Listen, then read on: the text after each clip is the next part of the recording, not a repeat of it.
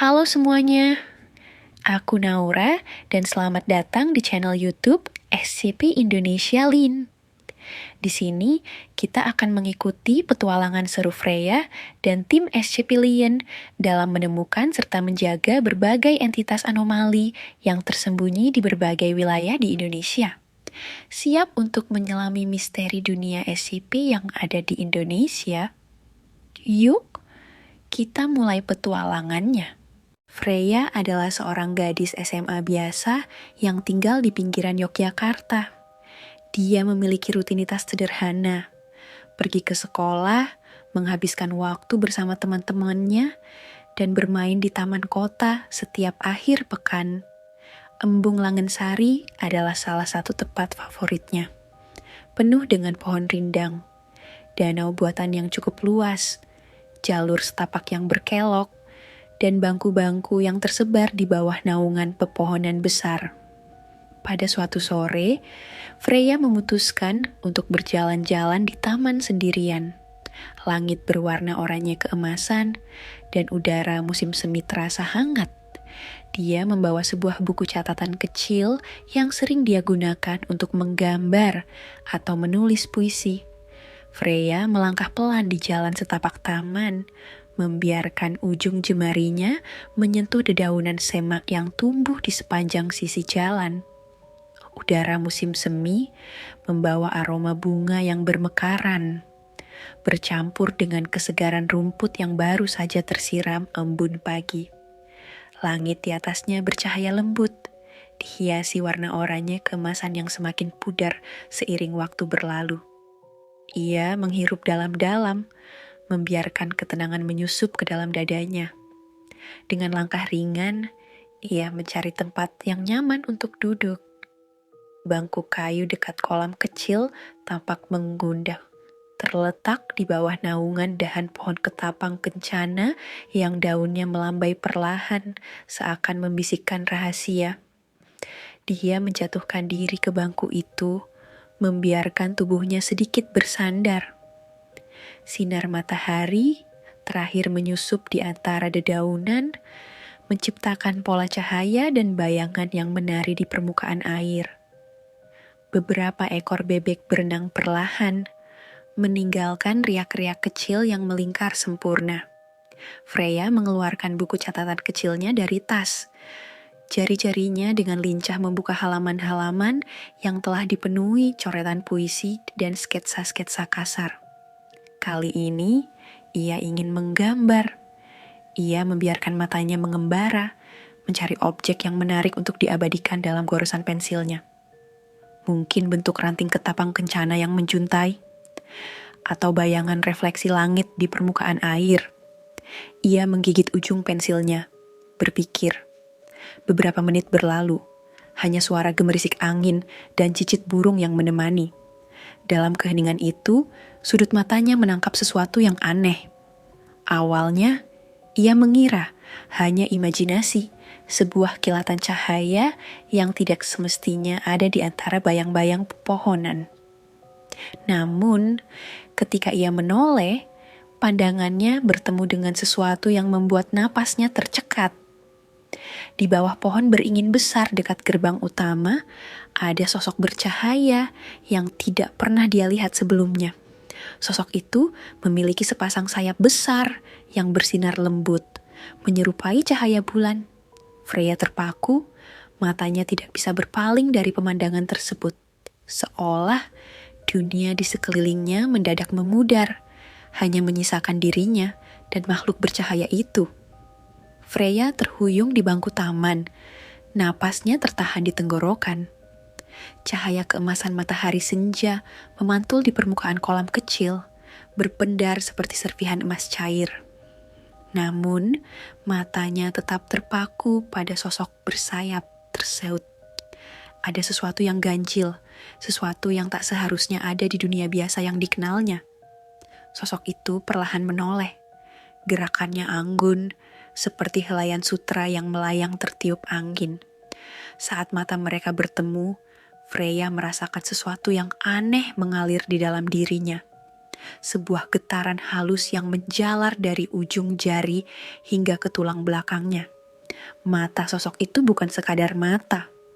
Mereka berkilau seperti bintang yang menyimpan jutaan rahasia di dalamnya. Udara di sekeliling mereka mendadak terasa berat. Suara kicau burung dan gemerisik dedaunan mendadak lenyap, seolah seluruh dunia menahan napas. Jantung Freya berdebar kencang, seakan ada kekuatan tak kasat mata yang menelusup ke dalam dirinya, mengisi ruang-ruang kosong yang bahkan tak pernah ia sadari keberadaannya. Sosok itu mengangkat tangannya perlahan. Cahaya dari tubuhnya semakin terang, menyelimuti seluruh taman dengan kilauan perak yang hampir menyilaukan.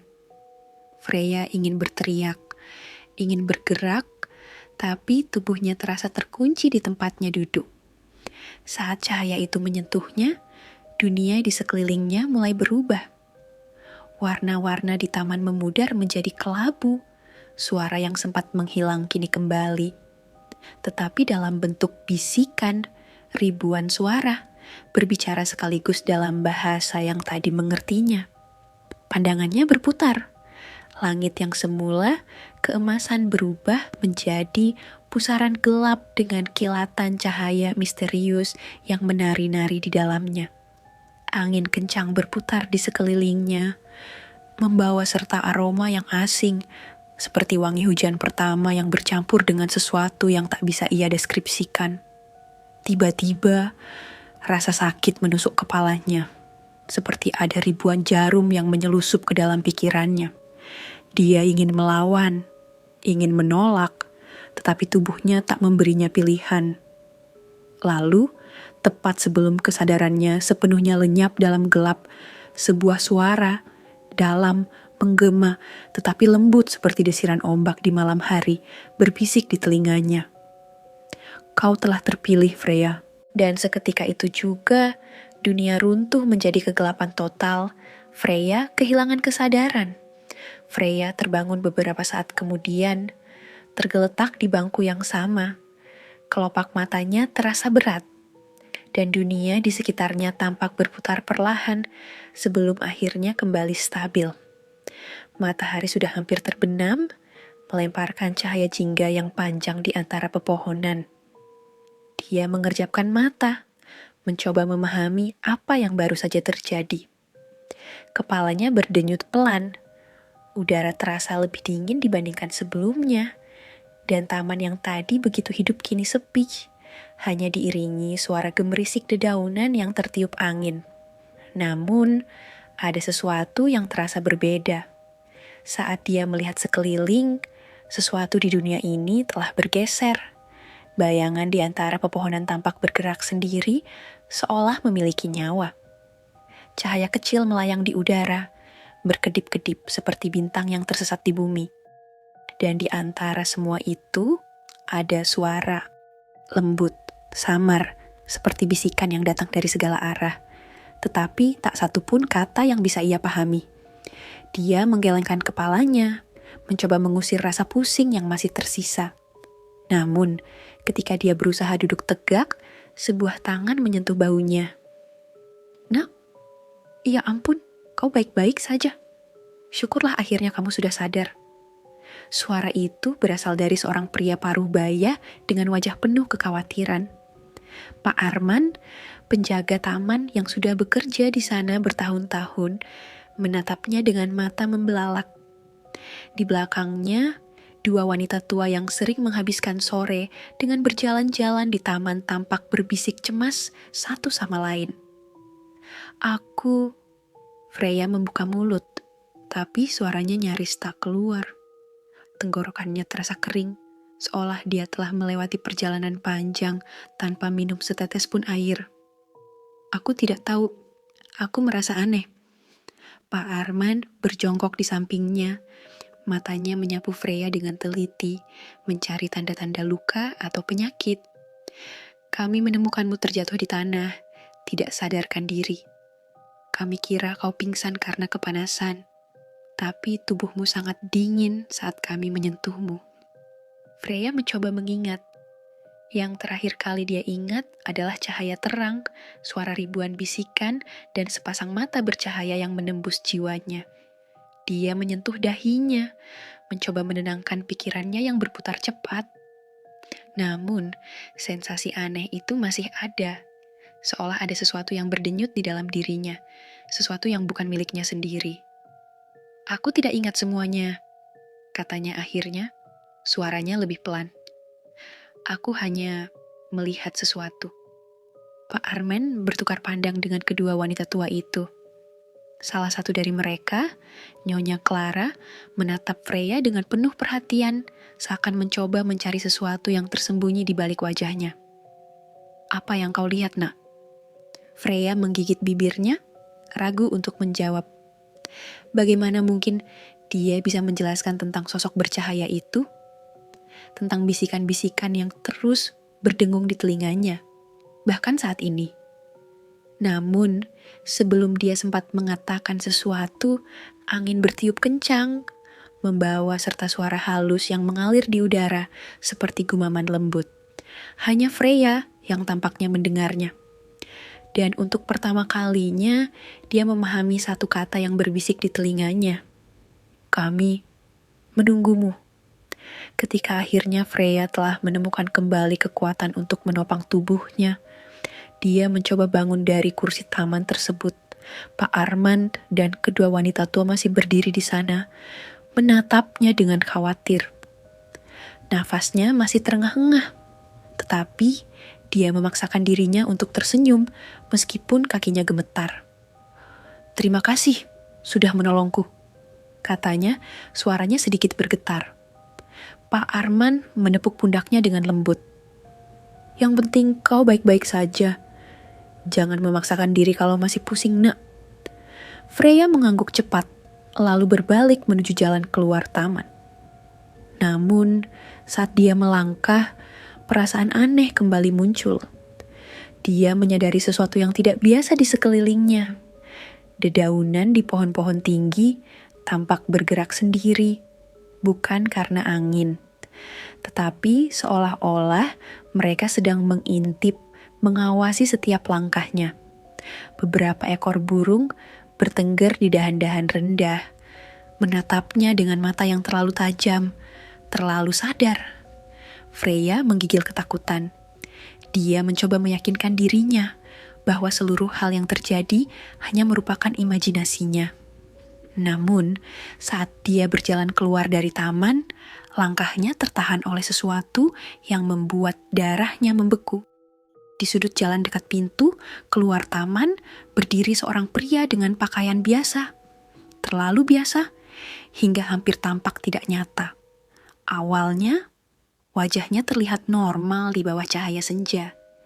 Tetapi begitu Freya memusatkan pandangannya, sesuatu yang mengerikan terjadi.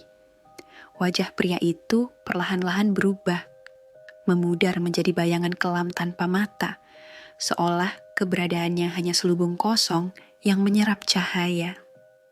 Freya menjerit. Tubuhnya refleks bergerak sebelum pikirannya sempat memproses ketakutannya. Dia berbalik dan berlari secepat mungkin. Napasnya tersengal saat kakinya hampir tersandung akar pohon yang menonjol dari tanah. Kembali ke rumahnya di daerah kota Gede, Freya mencoba memahami apa yang baru saja terjadi. Malam sudah larut dan rumahnya terasa lebih sunyi dari biasanya. Angin malam menyusup dari celah jendela, menggerakkan tirai tipis yang menggantung di sudut kamar. Dia mengurung diri, duduk di tepi ranjang dengan tatapan kosong mengarah ke cermin di seberangnya. Pantulan dirinya tampak berbeda. Matanya yang biasanya berwarna coklat hangat, kini terlihat lebih terang, hampir keemasan, seolah ada api kecil yang menyala di dalamnya. Napasnya masih terasa berat. Dia menunduk, memperhatikan simbol di pergelangan tangannya yang masih bercahaya redup. Kilauan itu tampak seperti akar yang berdenyut pelan, seolah hidup di bawah kulitnya sendiri. Ada sesuatu yang berubah dalam dirinya, sesuatu yang melampaui pemahamannya. apa yang sebenarnya terjadi padaku. Gumamnya, suaranya nyaris tak terdengar di ruangan sunyi itu. Dia mencoba mengingat kembali, mencari petunjuk dalam ingatannya. Ketika dia masih kecil, ibunya sering bercerita tentang makhluk-makhluk tak kasat mata yang hidup di antara manusia. Mereka selalu ada, Freya, kata ibunya suatu malam sambil membelai rambutnya dengan lembut. Tapi mereka hanya memperlihatkan diri pada orang-orang yang memiliki mata yang tajam dan hati yang murni. Freya dulu menganggap cerita itu hanyalah dongeng pengantar tidur, kisah untuk menenangkan anak kecil yang takut gelap. Namun kini, cerita itu kembali menghantui pikirannya. Apakah ibunya tahu sesuatu yang selama ini ia abaikan?